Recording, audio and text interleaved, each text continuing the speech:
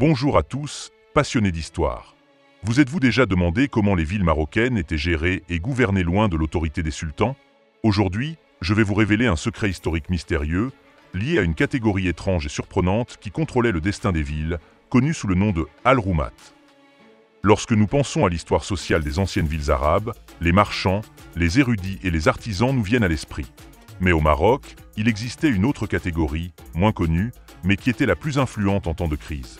Les Al-Roumat étaient une catégorie sociale unique en son genre. Ils n'étaient pas de simples artisans, mais représentaient une branche secrète et semi-militaire au sein de la société. Leur mission principale était de défendre la ville contre les attaques des tribus environnantes. Mais leur rôle ne s'arrêtait pas là. En réalité, ils constituaient une force de pression colossale sur le pouvoir central.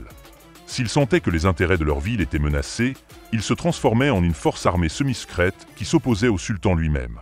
Des historiens comme Abdallah Laroui ont décrit ce phénomène comme un réseau de relations solides entre les artisans, les sociétés secrètes et les groupes religieux, qui formaient finalement une force de frappe en temps de crise.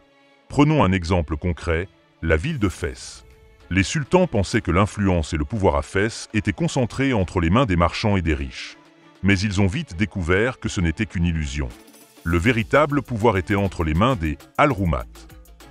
Ces hommes préféraient rester dans l'ombre pendant les périodes de stabilité, mais dès que des troubles éclataient ou qu'une situation de siba, anarchie, régnait, ils sortaient de l'ombre et devenaient la force dominante, à tel point que les marchands et les riches se plaçaient sous leur protection. La relation entre les Al-Roumat et les sultans était une relation de haine mutuelle. Les sultans les considéraient comme des groupes corrompus, sans morale ni honneur, tandis que les Al-Roumat insistaient sur leur aversion pour l'autorité centrale qu'ils considéraient comme une menace pour l'indépendance de leur ville. Avez-vous déjà imaginé qu'une catégorie d'artisans puisse avoir autant de pouvoir et d'influence? C'est une histoire fascinante sur la façon dont le véritable pouvoir dans l'histoire ne se trouve pas toujours au grand jour, mais dans ces catégories cachées qui savent comment s'organiser et exploiter les moments de faiblesse pour imposer leur existence. Que pensez-vous de cette histoire? Croyez-vous que ce type d'organisation secrète existe encore de nos jours? Partagez vos opinions dans les commentaires et n'oubliez pas d'aimer et de vous abonner à la chaîne pour plus d'histoires historiques passionnantes.